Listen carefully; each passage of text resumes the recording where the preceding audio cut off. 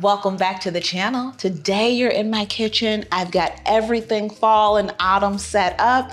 I actually picked these apples earlier in the season at the apple orchard, if you saw that video. So now we're gonna be putting those to use along with the classic fall favorite, pumpkin. Everybody loves pumpkin flavored everything in the fall. So today we're making a pumpkin taco with caramel apple drizzle. Now this is gonna keep us warm and comforted all season long. So I'm excited to try this recipe out and see how sweet and delicious it is. All right. First, we're gonna start by separating our eggs and our egg yolks. Now, you wanna be very intentional with this recipe. We know the more present we are with the flavors, the textures, and our actions when we cook, the more love we put into a dish and the more delicious it is. So, I'm gonna take 4 eggs and I'm just gonna separate our yolks from our egg whites. So we're actually gonna be refrigerating our egg whites because we want to get a nice fluffy texture later on in the recipe. And I'm not the best with separating egg yolks from egg whites, I'll tell you that. When I have my egg whites in the morning, they come from a carton. I'm not separating it, but we're gonna do our best. We're gonna be present. We're gonna give ourselves grace. And if we make a mistake, it can be undone. It's fine.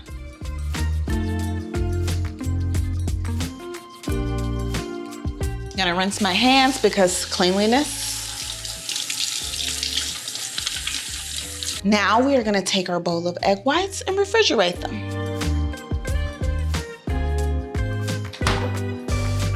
All right, now time for the good stuff. We've got our yolks to the side. I'm gonna start off with some oil. You can use basic vegetable oil. I've got about 20 grams of vegetable oil here. Just gonna pour that in the bowl. Now for our superstar ingredient, our pumpkin, you wanna make sure you have pure pumpkin or pumpkin puree. We're gonna take 1/4 cup of that and put it with the oil. Wanna make sure we're scraping every last bit out of our container here. The more pumpkin flavor, the better. I'm gonna move that to the side and I'm just gonna mix this. Make sure it's nice and combined. You can see it's breaking that pumpkin down, getting a little more almost like soupy, where it started off a little fluffy.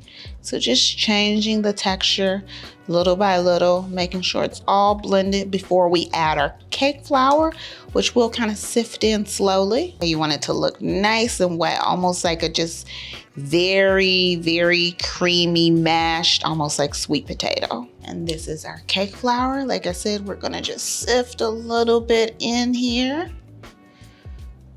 And work it in slowly. I'm gonna add some more of that in. Okay. Put that to the side. Now it's like a tough, kind of heavy dough, almost like a ball.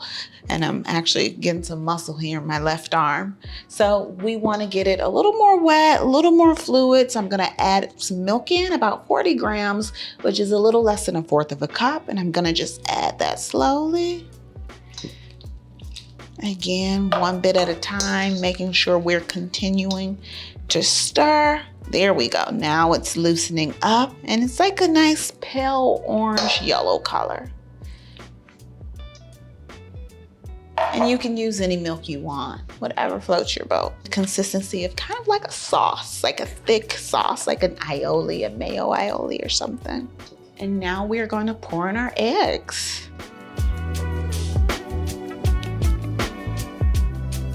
Get that bright, vibrant orange color back. I don't know about you, but one of my favorite parts of fall is just the color scheme, like walking outside, seeing the leaves on the trees change colors, that like from green to that golden yellow, that orange. I love that. Now we're just gonna set this to the side, clean our space a little bit. We're gonna be grabbing our egg whites out of the fridge for the next step. Also, I just want to note that we've got the oven preheating at 300. So when we finish our mixture, put it into our cake pan, we'll be ready to go. So our egg whites here.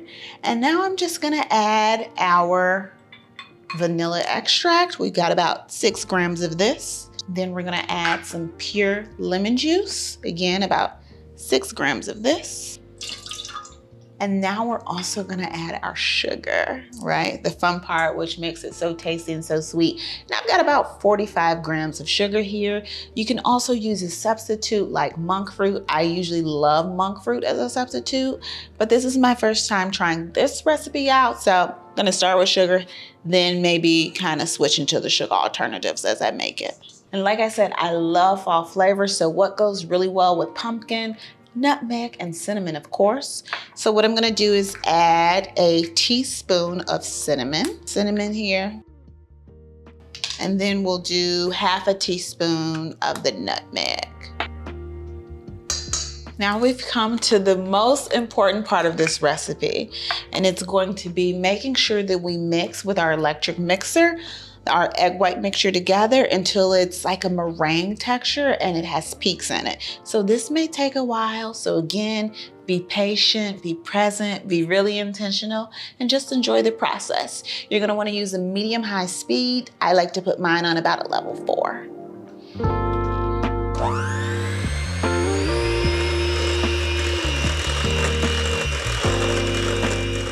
All right, we've got this nice and mixed. So I'm gonna add about 5 grams of cornstarch to thicken this up a bit. Okay, and we'll just continue mixing until we get that nice fluffiness that we're looking for.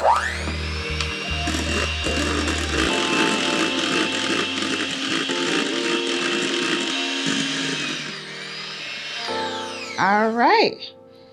Now you can see that we have that nice whipped meringue-like texture. You can even see it on our spoons here. Perfect. Now we are gonna mix the two slowly. We're just gonna add a dollop of our kind of meringue-like texture first.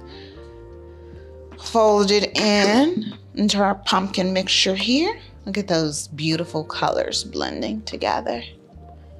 Honestly, this texture is so satisfying, oddly satisfying. All right, I'm going to mix in the rest here. You can see how nice and thick that is as it pours down.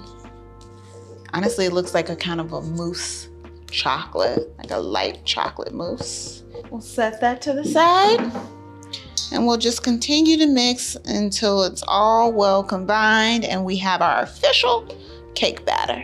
All right, we've got that perfect mix going. It should look like this. Now we're gonna get our cake pan, and I use about a 9 by 13 size cake pan, line it with parchment paper, and we are just going to put this in our cake pan.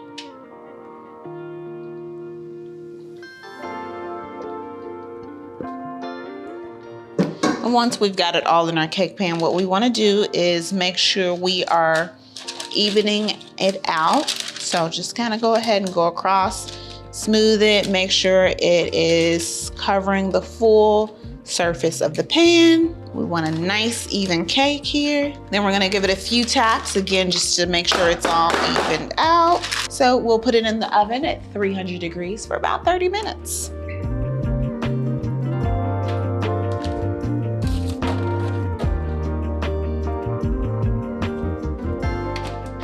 Now we're over in our stove area because we are about to make our warm, delicious, sugary, sweet Honeycrisp apples that's gonna pair perfectly with that caramel drizzle.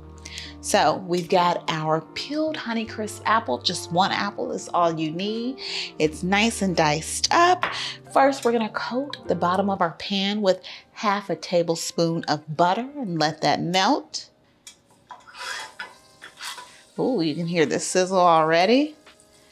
Just work the rest of this out of there.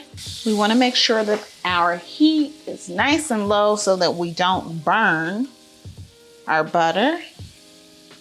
And then we're just going to toss in our apples. I love the sound of that sizzle. It already smells really good. We're gonna let this soften for about 5 to 6 minutes. Get everything nice and coated in our butter. Now, I don't want them super mushy. I still kind of like to have a crunch because I'm just a very texture girl. We're gonna be adding whipped cream for the soft fluffiness. We've got our cake, and then we just need that crunch. So I'm gonna keep them with a little bit of crunch to them. Now I'm going to add my vanilla extract. I got about half a teaspoon of this. I have a half a teaspoon of our ground cinnamon. And then I also have some sugar here. Now I have white sugar. You're more than welcome to use brown sugar or even substitute this for maple syrup. I have about 1/8 of a cup of this. I'm just gonna sprinkle that on top, give it a little bit of extra sweetness, get it all nice and covered with all of our extra seasonings and our extract. Want to make sure it's nice and even so that all of our apple gets nice and coated. I'm gonna let that cool off. Our cake is out of the oven. It's cooling off. Once it's cooled, we're gonna go ahead and flip it and make our little tortillas, so to speak. All right, so our cake is all cooled off. We flipped it, we've taken our parchment paper off, and now it's ready to make our tortillas. So you're gonna get yourself a cookie cutter or a small bowl because you wanna make these nice, perfect circles. So I'm gonna go ahead, dig in here, and I'm gonna twist.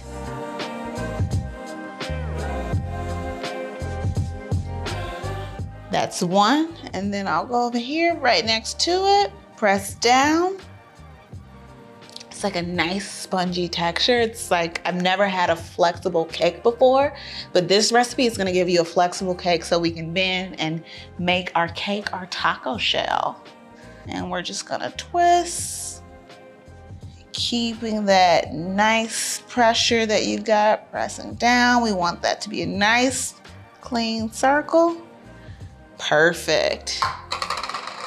I'm gonna go ahead and be very gentle, be very careful as you're lifting this up off your cutting board. Voila. Now what we're gonna do is take our whipped cream, make sure we shake it up, get it nice and fluffy here. And I'm actually gonna put it in one of these. Now, they look like just extra large cupcake holders, but they're actually coffee filters, so we're making use with those. Thought it would be a nice option for the decor. So I've got it in here. I'm gonna place it in my beautiful plate. Shake that up one more time.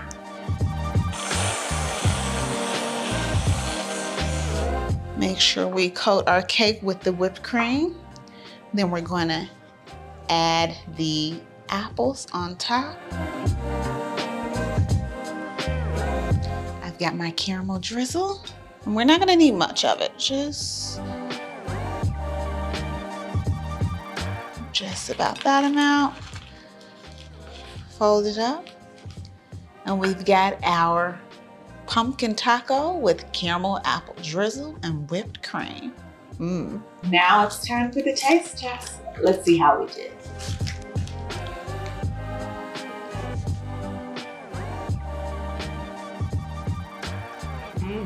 That's good. That's really good. It's like if a pumpkin pie, an apple pie, and a sponge cake had a baby, this would definitely be it. Make sure you try this fall recipe. I'm pretty sure it's gonna be one of my favorites, and I know you'll love it as well. And if you're looking for more fun, make sure you come on over and subscribe to my page. Can't wait to see you there. Bye.